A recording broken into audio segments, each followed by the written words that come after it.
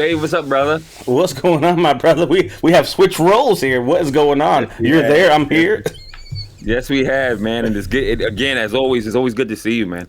Good seeing you, It's my good brother. to see you. It's so early. Wait, hold on. Hey, you see it? Let's see that. Look at that. Oh, Early morning cup of coffee. Yo, I like the gear. well, hey. Tell me, bro. Wait, but tell me about it. Tell me what's up. I like the gear. I like. What does it say on the hat? Veterans Network. Yeah.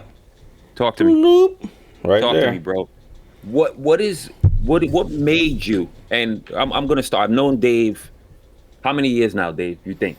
How many years, roughly? I started recruiting in 05. So, yeah. Bingo. 05 to now. So, Jesus. Right. So we've known each other for a while. 16 years almost going on 16. Yes. Just like that. Yes. And life is taking us in our own directions, but we've always been. We hold each other dear to our hearts. Mm-hmm. There's a lot of people that we're going to meet in our careers. There's a lot of people that we're going to cross paths with, but they're people you hold dear to your heart. And Dave is one of them. Has been a person for me, and I'm just going to say it. Don't get crazy, Dave. Take it easy over there. Dave knows, some things that I've been through. Dave has been there for me. Dave has inspired me in so many different ways, even when life has taken us in our own, separate directions, and Dave still continued to push. Dave strived, and Dave has done a lot. I know he's done a lot, for many other people. Number one, for his family, for God, number one, for his family, and many other people. Dave has done a lot. And sometimes we don't understand the story behind the story. We don't get the story behind the story. We only get that guy riding by on the motorcycle right there. You hear him back in back? Mm-hmm. We don't get the story. We always see the fast forward, I guess. We don't see what he's been through in that journey from then to now. We only see the Dave that's in front of the camera, interviewing everybody else, seeing what everybody else is about, what they're doing for the community, but nobody gets to see Dave. And I think that's what we need to do for Dave. Dave deserves that. Dave deserves to share his story and how he can. We just got to get to know Dave, and that's what we're here to do over a cup of coffee. Me and my brother. Got me up early in the morning, bro. You like we said, bro, and you were up late last night, Yeah, I don't care what time this airs or where you see it. Trust me, when you see this versus when it's recorded are two different things. All right, bro. Let's tell them what time it is. What we started. Me and Dave, and if that's okay, I can say it. All right. I think I told Dave, I'll be on short of 7. Yeah, short of 7 a.m. Yeah, so we were both already, texting each other, whatever, 6:50, 6:45. So it's early. I got the bags. I got to get like Dave. I don't know what regiment Dave's on, but I got to get the bags right. Yeah, that's called Photoshop, freaking pro. You got to teach me. You got to teach me, bro. Dave, I don't know where to start, man. So you served how many years in the military, Dave? So 12 years. 12 years, unless it right, 1999, right before, shortly before 9/11. In New York, went to the National Guard, and then from there started going into deployments, 9/11, and all that stuff that kind of came after that. But 12 years to the date. And what made you want to join, Dave? What made you? Was it 9/11 that triggered you to join? What was it? So I went in before. So I was in I joined 1999. So it was a whole different era before 9/11. So for me, it was a means to an end. So I knew I was going to actually enlist when I was 16. So I already kind of had scouted stuff out. Outside of high school, I was going to New York City. I saw our old, one of our old comrades, freaking Master Albert Alfala. Oh, all right. So, fun fact, my recruiter ended up being my boss when I became a recruiter some years later. But so he, I met him when I was 16, and I was like, you know what, look, ain't no money in the house, ain't nobody paying for stuff, and I'm not incurring debt. So guess what? We got to go ahead and pay for the school somehow or the other. So I already had that plan set up, and true to date, Alfala freaking calls me up on my birthday. He's like, happy birthday, you can enlist. On my 17th birthday, And off we went from there. And then everything was copacetic, and 9/11 happened. And then freaking activation. I was one of the first responders there, activated with the New York Army National Guard, and then deployments thereafter, and just a high tempo run around. But it was a means to an end, to a degree, of just, hey, I'll use this to pay for college, and that's going to help out, because we come from there was no scholarship conversations, no grant conversation. Our guidance counselor was somebody you went to go see who got in trouble. So the New York City, all that stuff was not like it is nowadays, where it's just like, go speak to your guidance counselor and find out a plan. The plan was to not talk to them, because that means you were in trouble. Right. I mean, and you in your journey in the military, Dave, in your journey, what do you feel you got from it? What do you feel out of your military career? What do you feel? Did it mold you? Did it help you become a different person? What did you get out of it? What do you think, Dave? So for me, so when I went into the service, my uncle had served in the late 80s, early 90s, but really there was no reference point as people serving, so it was kind of a different thing for me.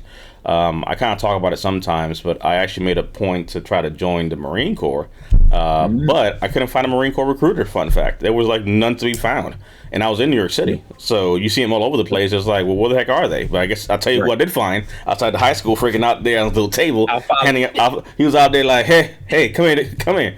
Like freaking old school, freaking just handing out them pamphlets. I was like, you read this damn thing on the ride home.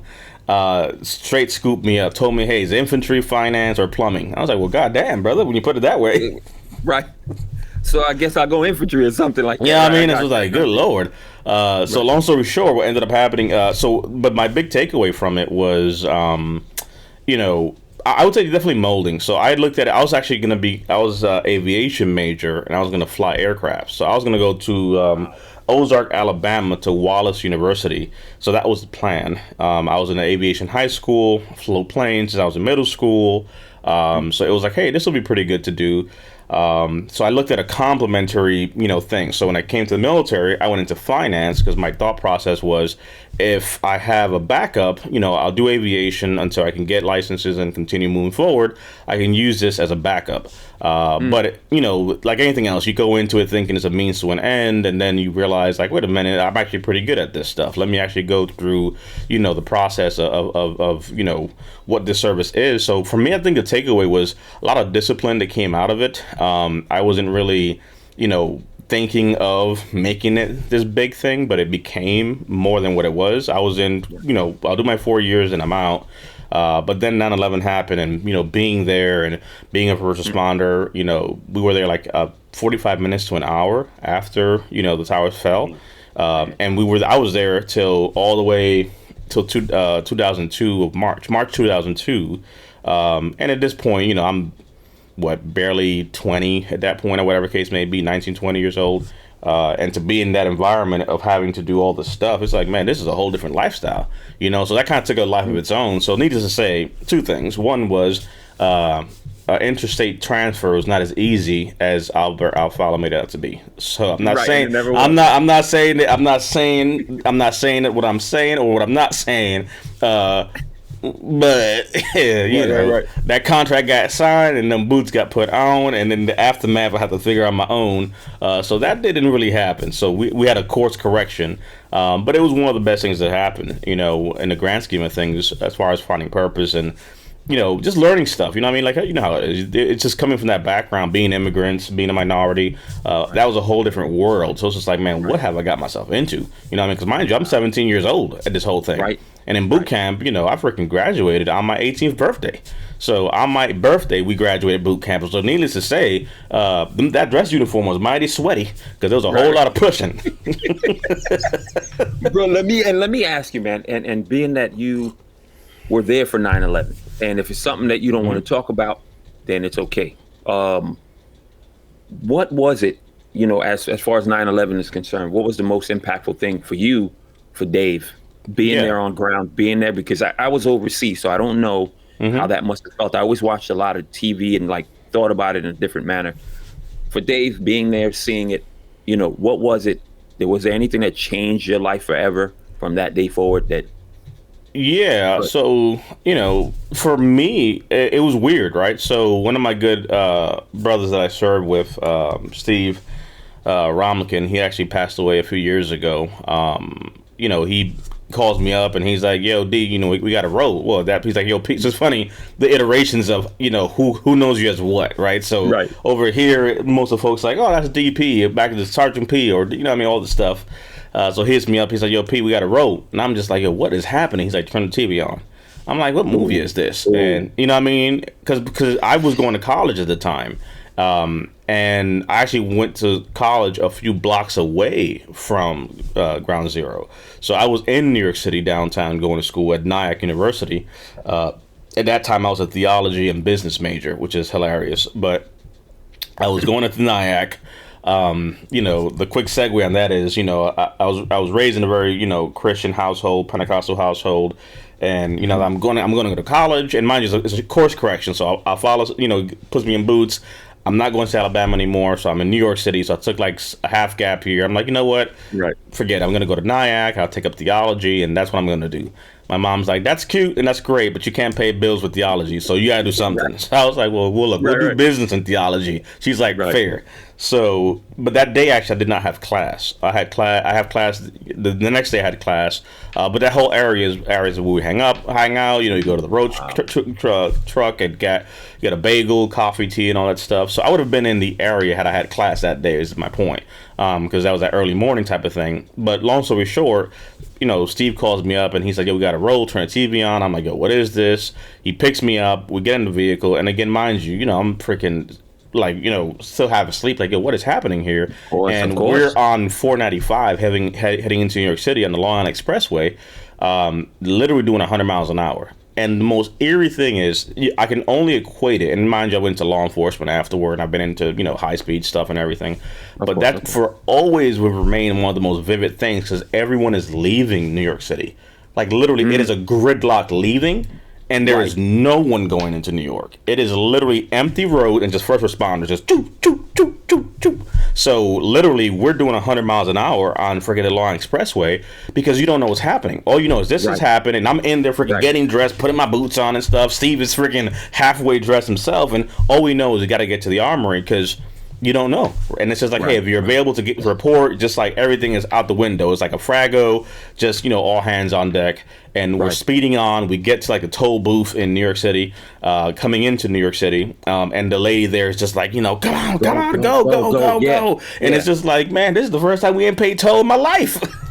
You're not pulling TBTAs. No TBTAs. That's old school. People don't know about that. Before the freaking Easy Pass, when you was a recruiter, you had to pull one. You had to pull. You ripped it out. You ripped out the little thing, and you gave them a little ticket. Nowadays, the recruiters got freaking easy passes and all that stuff. Like you had to pull, you had to sit there in line waiting in the cash lane to give the guy a ticket to get over, which is a whole different thing. Yes, sir. But yeah, for me, that was definitely one of the biggest, memories that I take away. Just the fact of the pandemonium, the uncertainty. Is there more coming? What's not happening? And at that point, it was all first responders were kind of just, together, right? It didn't matter if you were a cop, a fireman, military, reservist, guardsman. If you were there, you were there. And everybody that could have shown up was hands on deck.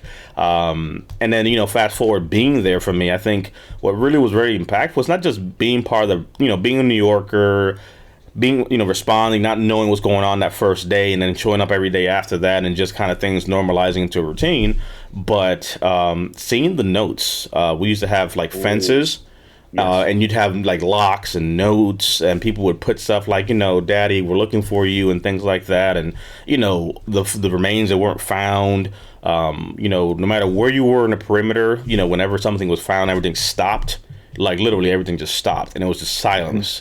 And it was literally we found a piece of remnant of someone, and we gave them that honor, we gave them that respect, and you knew it because as crazy as it sounded, all you heard was machines and the place being hosed down with water and commotion. But as soon as somebody was found or something was found, everything stopped, and you knew immediately. It was like, everything stops. Wow. You know what I mean? And that just was always, that was the MO for months as, things were still found. And, they kept spraying that whole thing down, for months. It was Thanksgiving, and I'll never forget it because Thanksgiving was the day that they had like a low shift, skeleton shift, and they did not hose it down with water, because remember, this thing was burning for a while under the inside rubble. yeah Right. yeah. So they kept watering because the dust was like, and again, we had no damn mask, please. I'm on so many damn respiratory registries at this point, being down there sniffing all that shit.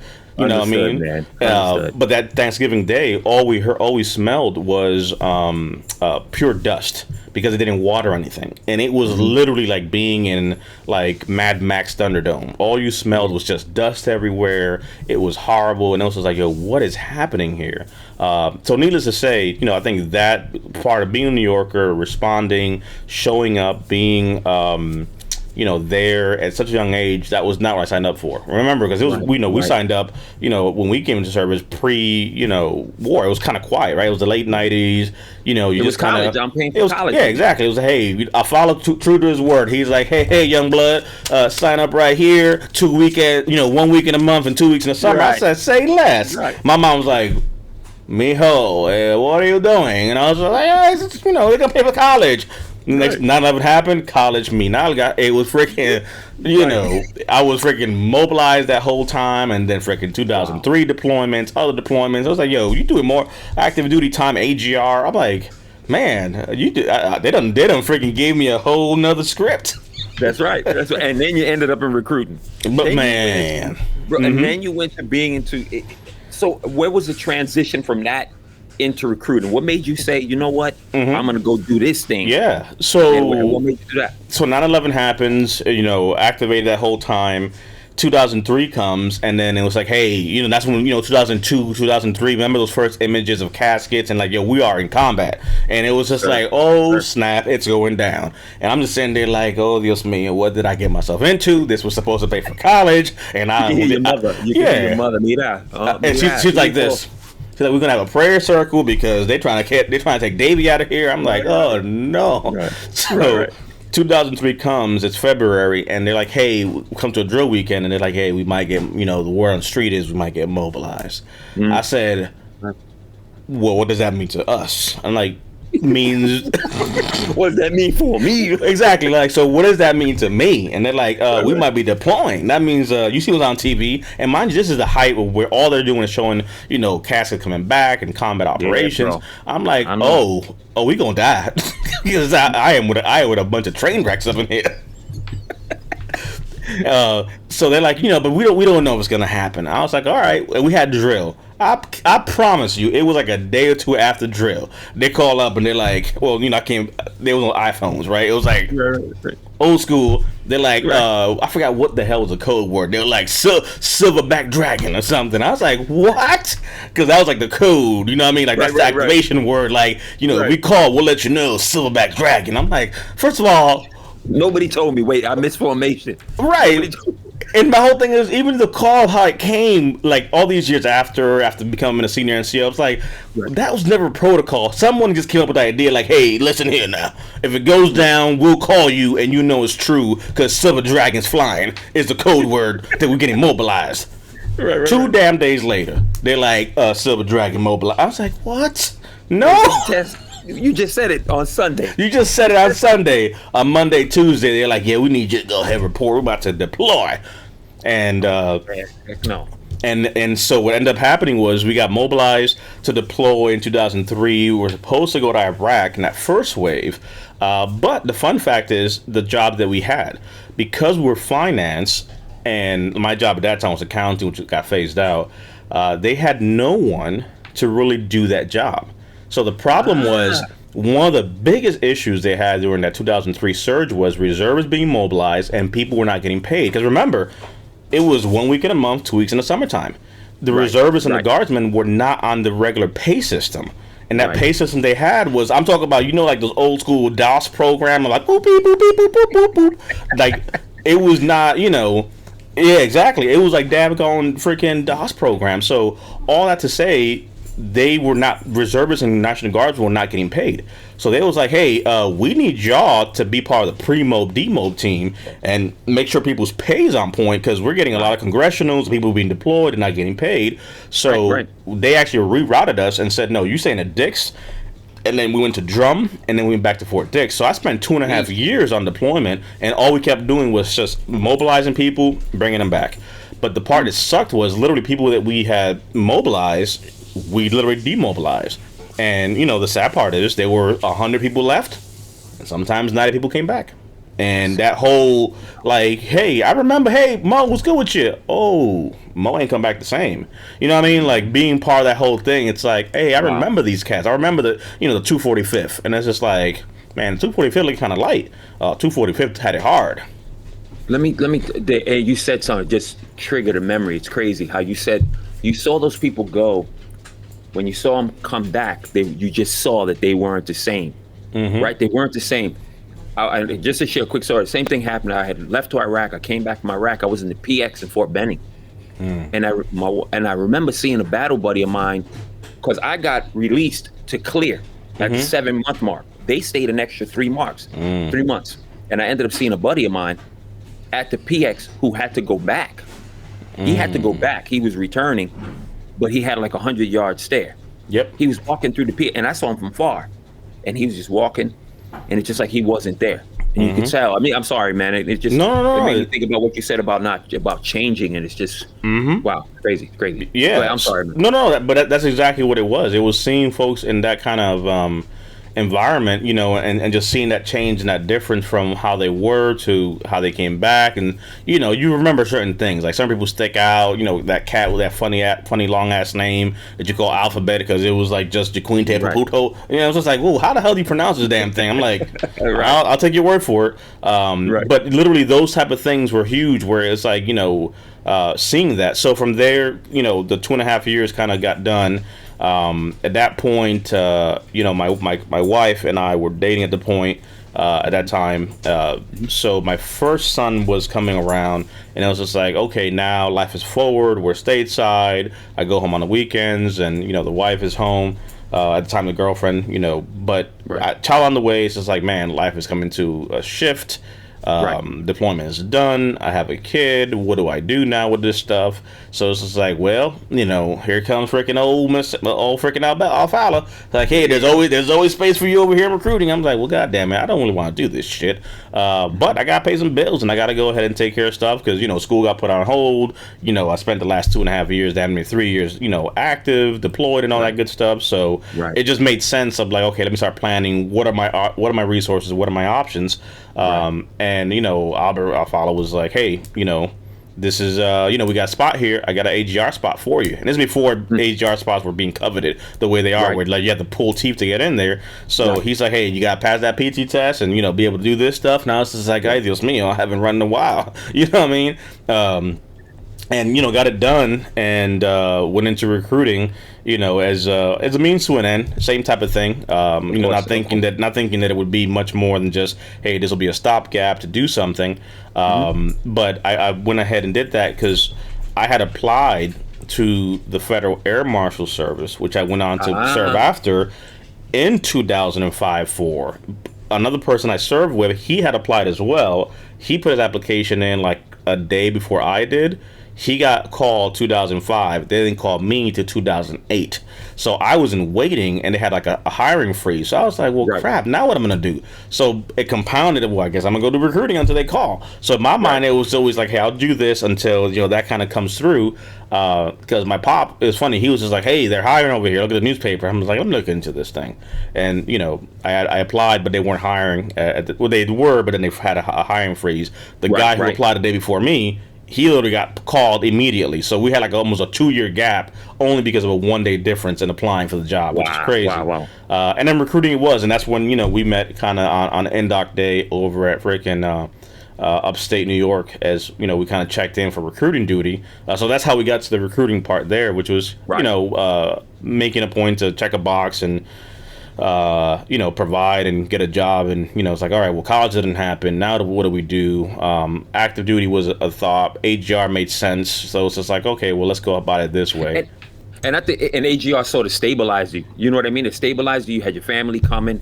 You didn't have to worry about, let me. I did the same thing. When I went into recruiting, it was like, I don't have to deploy with these people. I'm not these people, but I don't have to deploy with them. I'm good. I'm stable. So then you said, Dave, that you went from there to federal. You became a federal air marshal from that point forward, correct? Yeah. How long did you serve as a federal air marshal? So, 12 years, ironically. So literally 12 Army brother. And then 12 over there.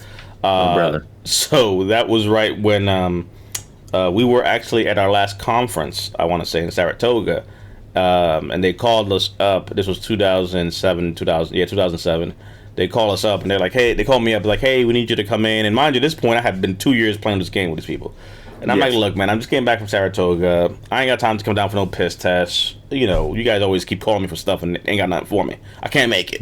Right, of course. And they're like, well, if you want to start freaking in March, you're going to make it. I was like, I'm sorry, come again? I'll be right there. I was like, I'm outside. I got my pee in the cup ready. I'm coming. And I got to pee. Look, I've been drinking water all day. So they went to that whole thing. You know, they went ahead and gave me the call. I had just got off of, you know, getting that Rookie of the Year award twice in recruiting, which is hilarious. That's right. You kicked ass, bro. 2 years in a row, I got Rookie of the Year. I don't know how that happens. It's supposed to be only once, but I got it twice. So I guess there was no new people. It is what it is. And at that point, literally, I had been ahead of mission. I had made my numbers. Everything was good. So when I tell you I was completely checked out, especially knowing that these folks had call, I was showing up to the office in flip flops and shorts. Bro, let me tell you, when I found out, and it's weird because I found out through word of mouth, because you know how recruiting can be. We get busy, we get in our own worlds. And I found out through word of mouth. I was like, yo, Dave is leaving? I said, get the heck out of here. When I found out what it was, I was like, yo, that's nuts right there. So I'm glad that you got a chance to transition into something that I hope was a good journey for you. That federal air marshal, was that a good journey for you? Was it a good thing? Yeah. Did it have its ups and downs? Did it? Yeah, so I think it kind of goes back to 9/11 now. So understanding, you know, what that mission was kind of tied it back to that service piece. So, you know, being a part of the agency, traveling, being undercover, all the stuff that comes with that, which is, you know, fun stuff, working in the counterterrorism world, I think it was interesting. I think that you know, from a benefit side, it was a good career. Harsh because you were on the road all the time, so it was almost like a whole nother ball game. Because in the military we deployed for a year, but on this job I was gone every week. You know what I mean? So literally I'd be just, you know, I would be in the West Coast, I'd be freaking in Europe, I'd be in the Middle East. It'd be just literally like just Groundhog's Day. Like, hey, going to Paris. Everybody's like, woo woo. I'm like, look, it's like going to the Bronx at this point. You know what I mean? Like, right. Look, I'm just gonna get there, PT, shower, shave, head on back. You know what I mean? We got freaking 36 hours down. So it was a good stint. Did a uniform detail. You know, flew, went to headquarters, was on mission status, and all these different things. But I think one of the, not a negative, but one of the things about the lifestyle there is because you're by yourself, it compounds. You know, putting stuff away. So when you leave the military, and when I made that decision, like, okay, I'm going to transition completely, you have that adjustment disorder, right? They're like, this is all I've known since I was 17, right? I was supposed to become all these things. Now I'm taking on this new identity. So for a lot of military folks, they go into the first responder world and it just becomes a replacement. So you have a short adjustment disorder, but then it's just like, nope, I have a new identity now. Now I am this. But a lot of the mental health issues and stuff that people are dealing with are compounded on the first responder side because, especially for us, you're undercover. You know what I mean? And I can tell you, I remember distinctively, I went one trip to Africa. I forgot what it was, but I think I went about 5 days without talking to anyone. And I knew it because when I actually said something, my voice was so like hoarse. Not hoarse, but like just so dry because I had just not talked like at all. There was no conversation. Literally, we got to where we got to, you know, went to my room and I was just by myself for, you know, for a few days. And at that time, I'm either texting or I'm checking emails or I'm working out, but I'm not talking to anybody. You know what I mean? There's a language barrier there, so I'm not even trying. So I'm like, I know where food is at, I know where the gym is at, back to my room. I want to be left alone. And for about 2 to 3 days, I did not say a word. Like there was like no like me opening my mouth. So when I did, it was like, oh, Yeah, it sounded weird to you yourself. know what I It mean? Like, sounded yo, like my voice, you know what I mean? Like, but that was literally like the lifestyle because of the fact that it was like, hey, we're done here, you know what I mean? Until it's time to head on back. Everybody goes their certain way. Some people sightsee, some people work out, some people have their routine, whatever it is you do. Hey, it's your downtime. We'll reconvene, you know, on go day. But that psychologically was a lot of like, hey, you're out of sight, out of mind. You're not talking to anyone. You're not really sharing anything. You're on a flight undercover. There is no we're in the squad car talking and we're talking shop. Like there's none of that. So you're constantly just in a space of being alone and not talking to anyone. You know what I mean? Like you got partners and stuff, but everybody's undercover and there's no talking. You know what I mean? So it's a weird space to be in for the most part because of the fact that there's just a lot of solitary moments where you're by yourself. So when you're dealing with things, it's all compounded because of the fact that you don't have that outlet. so. In with that, Dave, did that make you? I'm trying to think of the right words. Did it affect you in a negative way, Dave? Did it affect you in a positive way? Because I know we all go through our own stuff, and it has to affect us almost negatively before we're forced into a place of, I gotta fix this. This is a problem. You know what I mean? This is an issue. This is like, damn, am I losing my mind? Am I going out of my mind? And I'm putting on a facade because I have to get through every day because I'm undercover, or I can't show my battles that I'm going through something because this is going to either, just like we used to go through in the military, Dave, we can't say that we're depressed. We can't say that I'm having some mental health issues because it might affect my career. It in turn will affect my finances. It in turn will affect my family. So we suck it in and it compounds, like you said, and it made it worse. So did any of this affect you negatively, and how did it, Dave? And I would love for you to be open with me. So that is exactly that. That was one of the things that happened. There was a whole lot of, you don't talk about it. You see people literally going through this stuff. Suicide is a big part of the first, responder community. So we talk about 22, but we have a lot of those veterans that are actually actively doing other things. So the part that people miss sometimes is that out of those statistics you see daily, a lot of those folks are first responders. You know what I mean? Like literally they're just folks that just get to that point of like, look, I have this, you know what I mean? Like you have the means, opportunity, and time. And, people take it, sadly, become statistics. But the compounding aspect, everything you're dealing with, again, you know what I mean? What we signed up to do versus what we did, deployments, you know what I mean? Going to Iraq afterward, in 09 to 2010, all the close calls, all the things that happened there, IEDs, more, all the things, that were part of that stuff. Now, it's cool because at that time I was still in the reserve, so I had deployed, came back to the agency, so physically you're dealing with stuff. There's, breakdown, there's the compounding aspect of things, the mental health side of things. You're doing a job that reminds you of the things that you had to deal with as a kid, for all intents and purposes, responding. Wow. So remember, every day I'm getting on a plane or I'm traveling to avoid what I literally saw firsthand. So I will go from doing security duty detail as, bodies coming out the ground to now I'm actually, entrusted to do this job to avoid that happening. So the why of what I'm doing is different than somebody else who maybe is checking a box to get a job and do something. This is more like, hey, I was there, right? So I was at 9/11. I was at Ground Zero. I spent time there. I was part of the perimeter detail. I was doing security. I was part of the first responders. And then I'm now part of the Air Marshal Service, and I'm traveling to make sure that doesn't happen again. So all these things are compounding, and then physically you start to realize, like, I can't do this anymore. You know what I mean?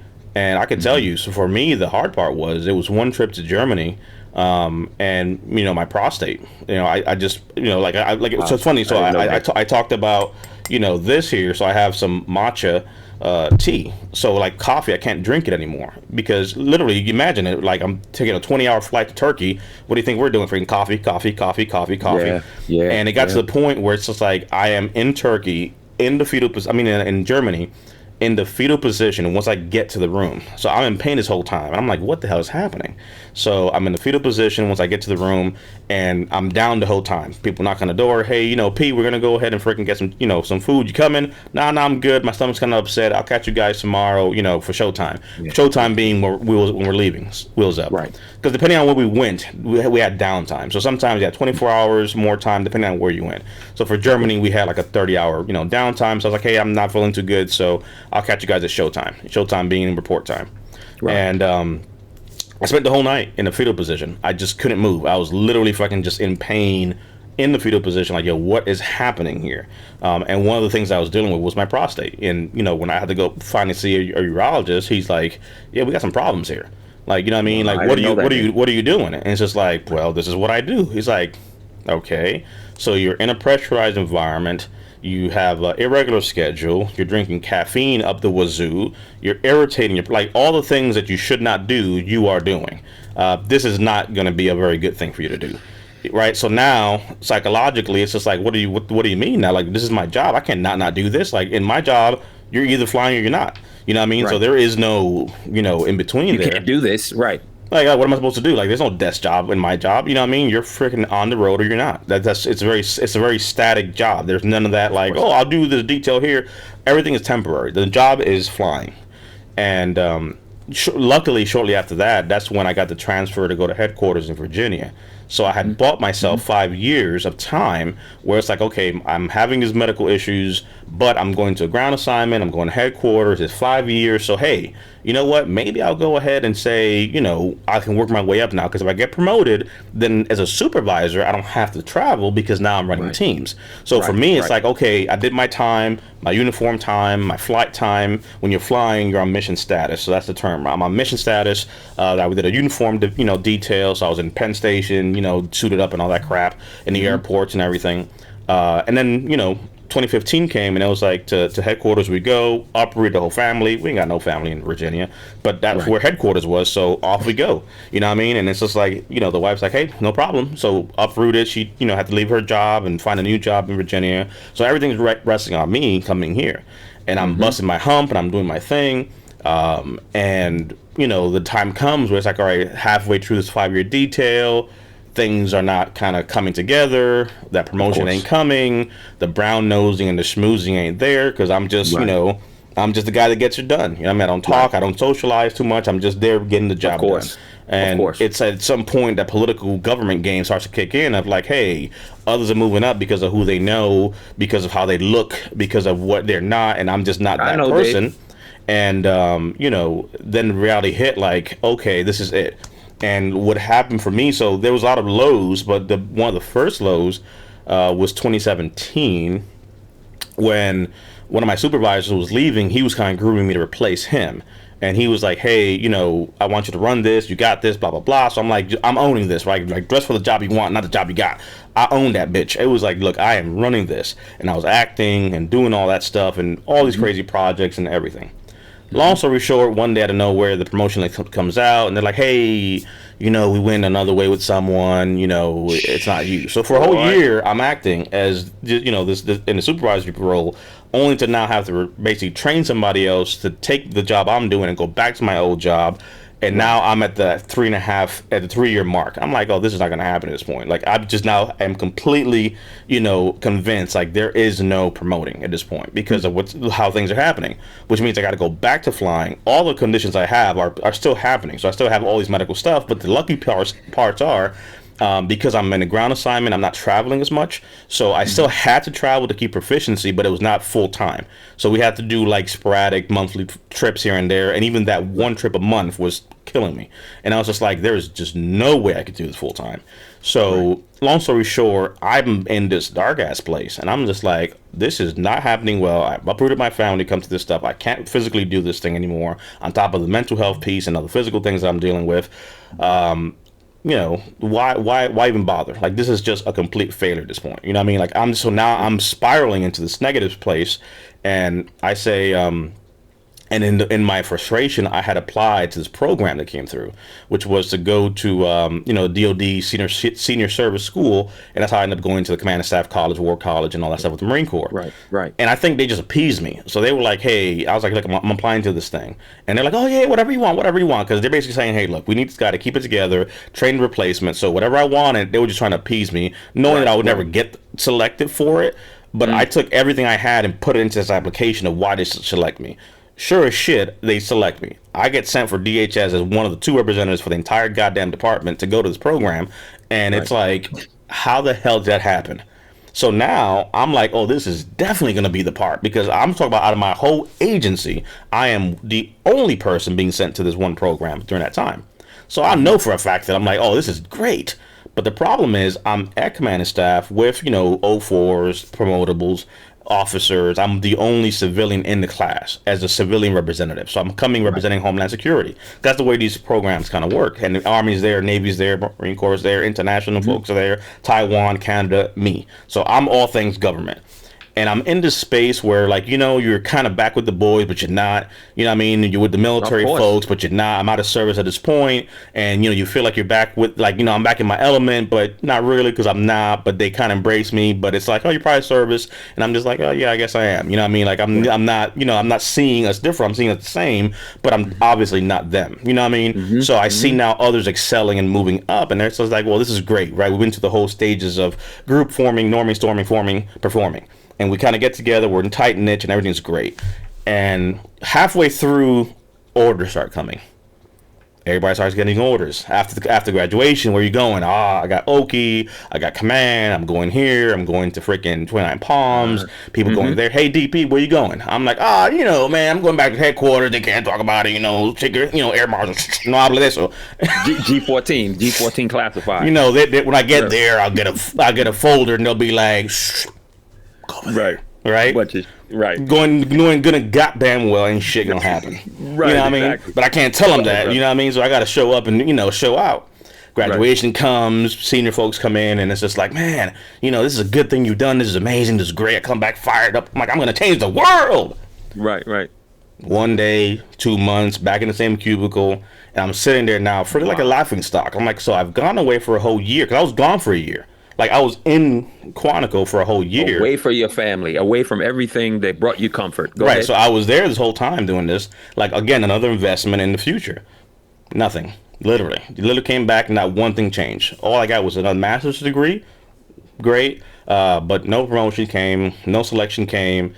And now it's just like, this is even worse. So not only did I not get promoted a year ago, but now I went sent away, and everybody's kind of walking by like, hey, that's cool, you went over there, man. That's a good time. While you're at it, hey, go freaking shred this paper. You know what I mean? Like, you're back to your little cubicle thing. You know what I mean? That passive aggressive, like, hey, that's cool, but hey, because I was in a communication shop. They're like, hey, can you work on this comm thing real quick? I'm like, sure, sir. You know what I mean?